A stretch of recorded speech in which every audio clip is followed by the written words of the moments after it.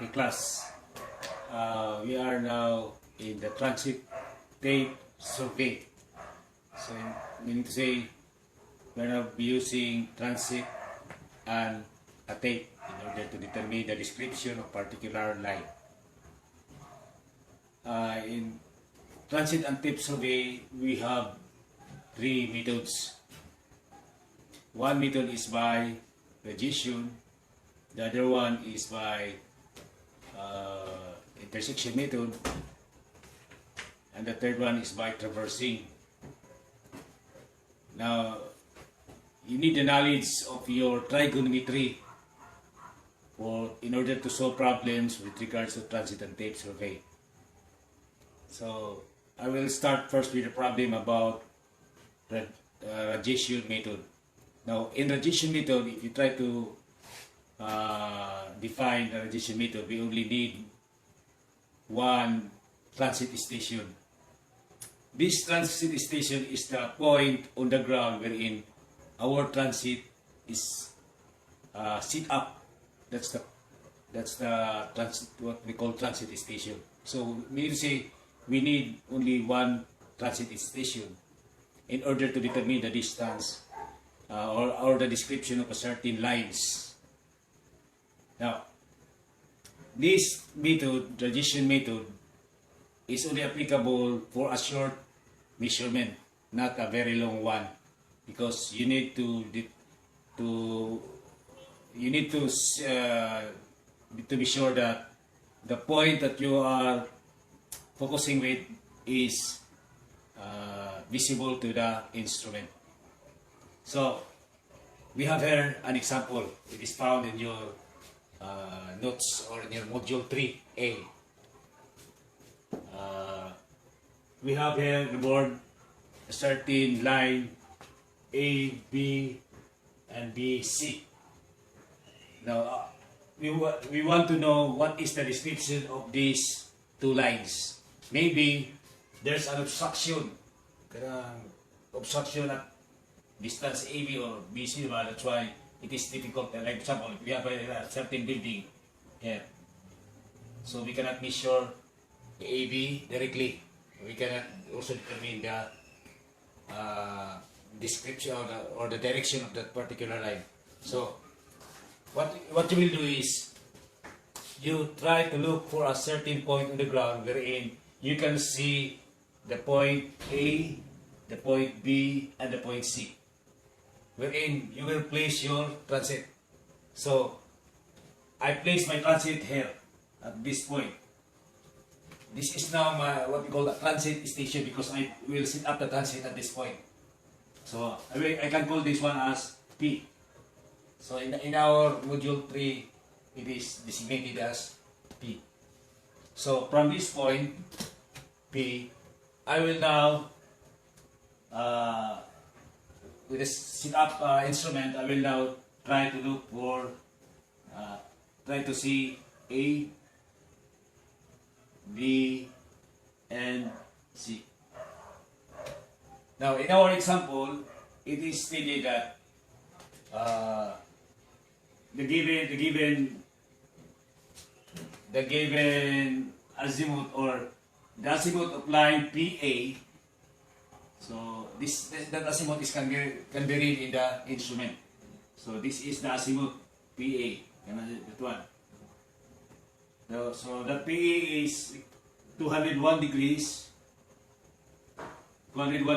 and 20 minutes as given in our example.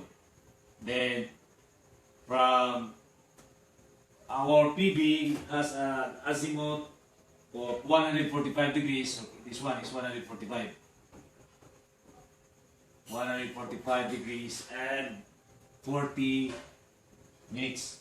And the other one, the other azimuth going to see, one is 333 degrees and 30 minutes.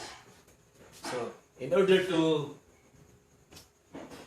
solve the distance AB and BC, we will measure now your PA, PB, and PC. Take note, what we are requiring here, or what is required here is EB and BC, not PA and PB. No. So we will measure our P going to A by the tape. So ang measurement ani atong i-tabulate. Now we will have tabulate. So you will have your tabulation. You have the course. Then you have azimuth.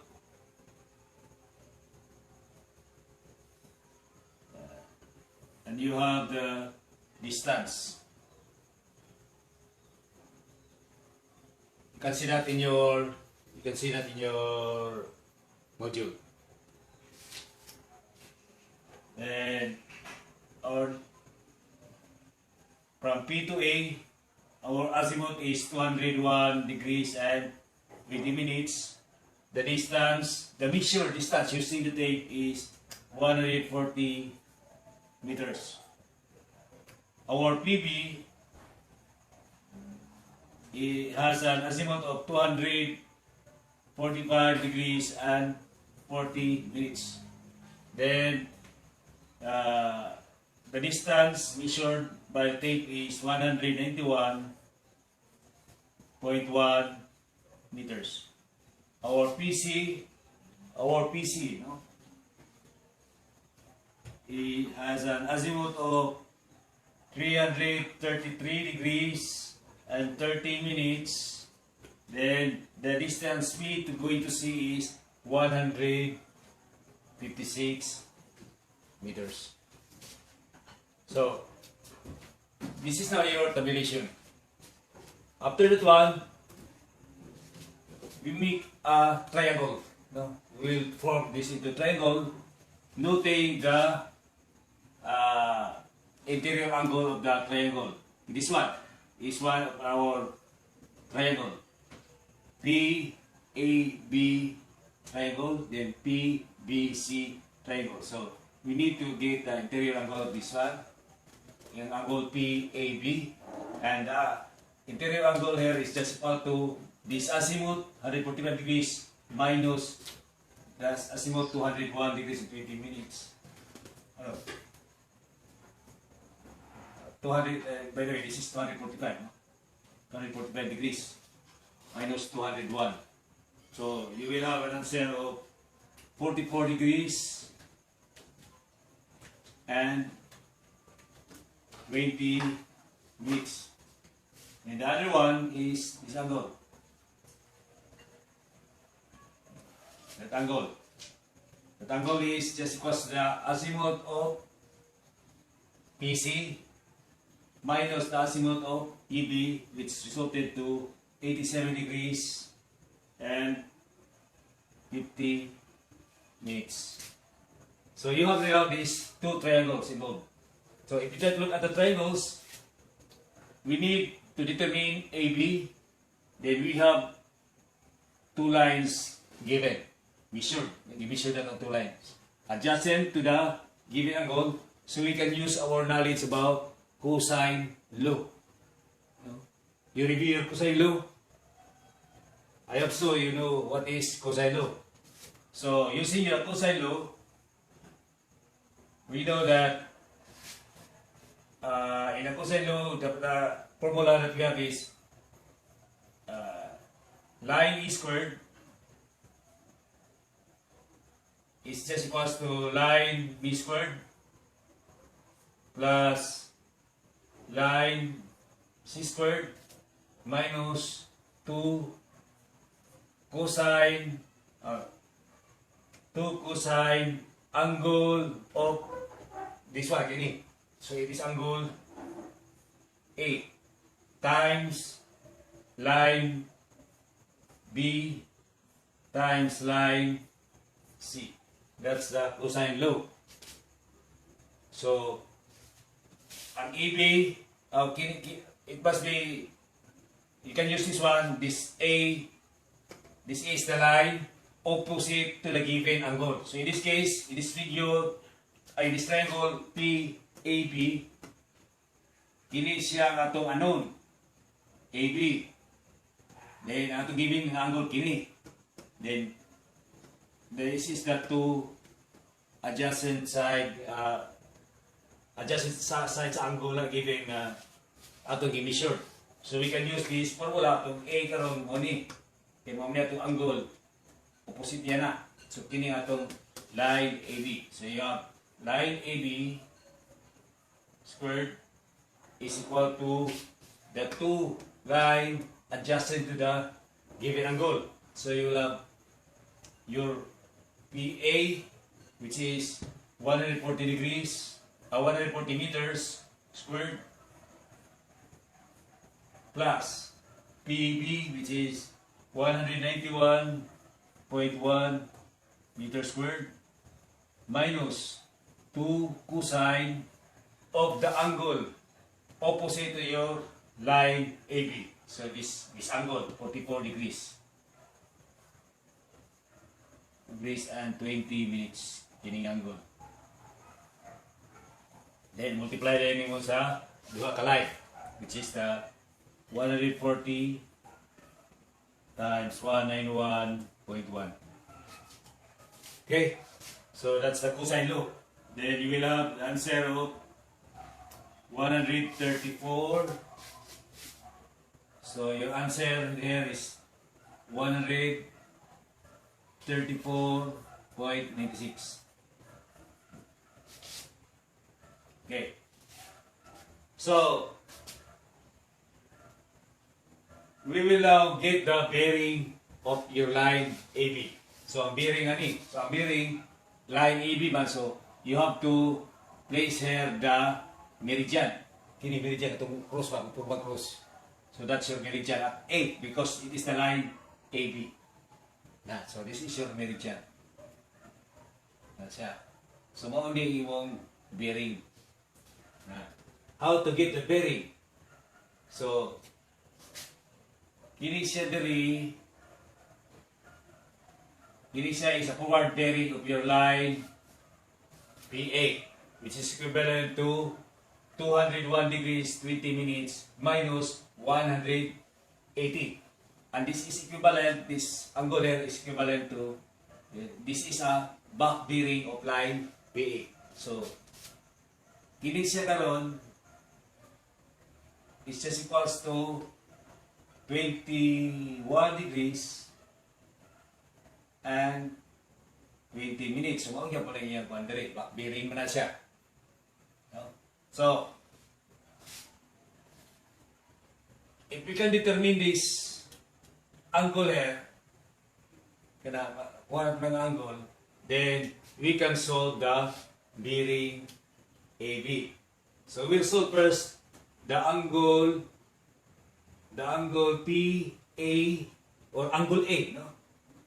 Angle A or angle PAB.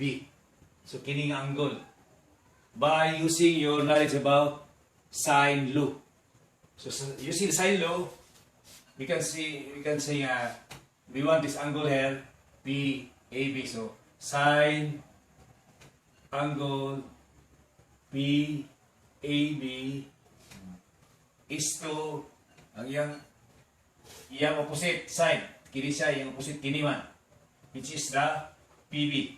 PB is 191.1. The PB. As to sine of the given angle, which is the 44 degrees and 20 minutes. Ang iyang atbangan ni nga side is kini AB, which is this one. Nasolve na to. So it is 134.96. So you can have the angle PAB, or you can also name this angle as angle A. No? Parehan sila sa angle A. Or this is also equivalent to angle A. Or na sila. Which is equivalent to, solving that one, you will have 89 degrees, 8 minutes. So you have 89 degrees and 8 minutes. 8 minutes. So, ano yung resulta? That's the result, no? So, itinay siya. So, atong bearing karon, bearing of line AB is just equal to, bearing of line AB is just equal to 89 degrees 8 minutes. So, kini minusan din siya ani nga angle. Kaya angle nga 21 minutes and 21 degrees and 20 minutes. So you have the bearing AB is equivalent to 67 degrees, 48 minutes. Because it is a bearing, there must be a direction. So tanaw na to. Mao man ni siya. This one. Ang atong bearing. Gikan sa south branch of the meridian, padulong diri sa east. So it is south east. So it is south east. So solving for BC.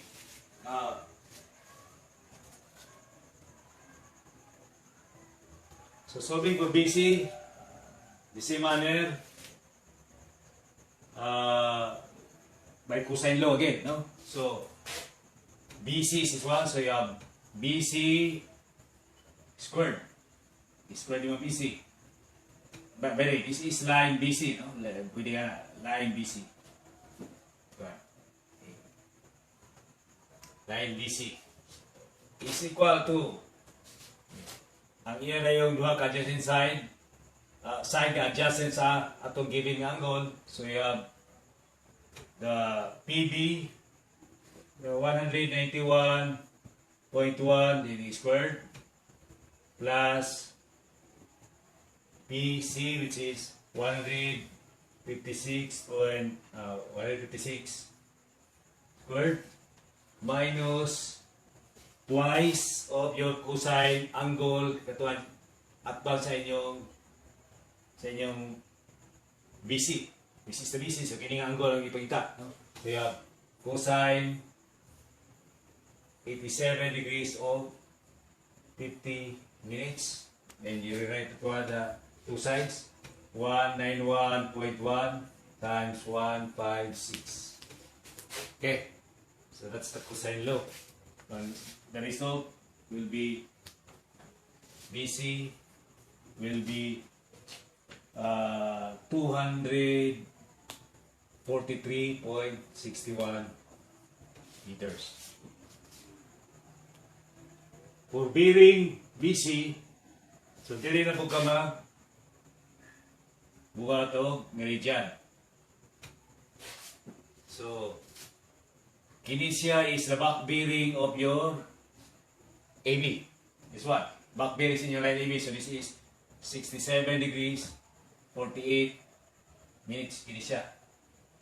So kung magkuha ta ni angle, so it is 180 minus this two angles sa'yo. That's your bearing BC. So we have now to solve the angle PBC in order that we can determine this bearing BC. So to solve the angle PBC, you will again use the sine law. So the sine angle PBC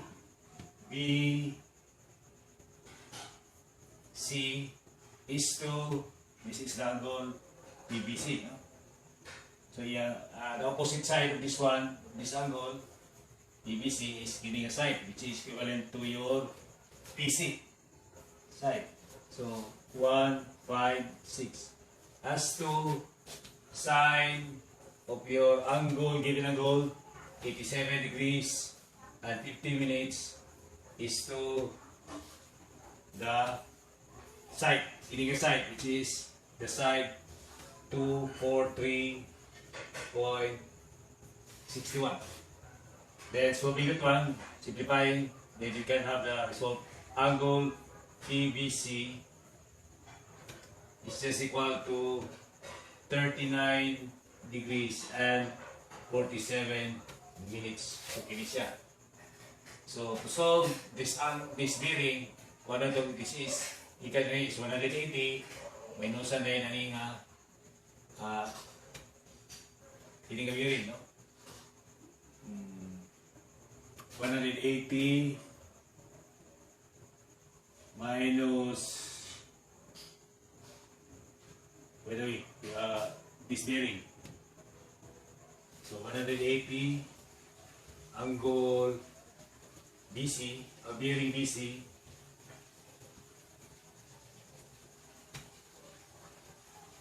is just equals to 180 minusan aning angle which is this angle 39 degrees 47 minutes minusan pa yun sa 67 degrees and 48 minutes minusan pa yun aning angle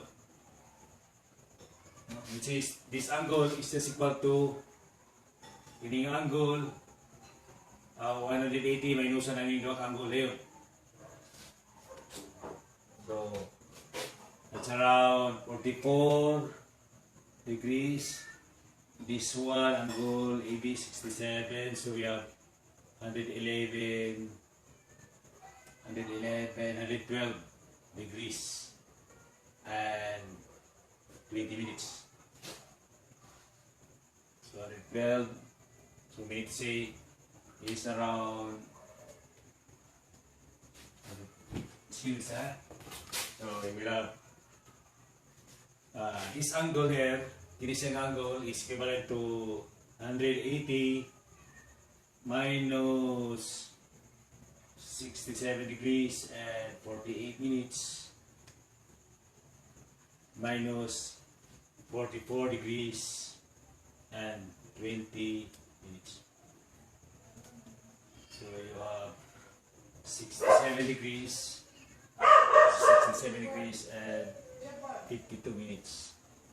So usan pa siya 67 degrees and 52 minutes. So your bearing BC will be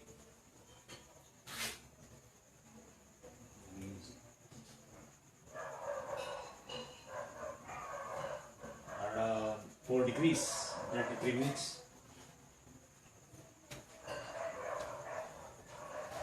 For this 30 minutes, then the direction is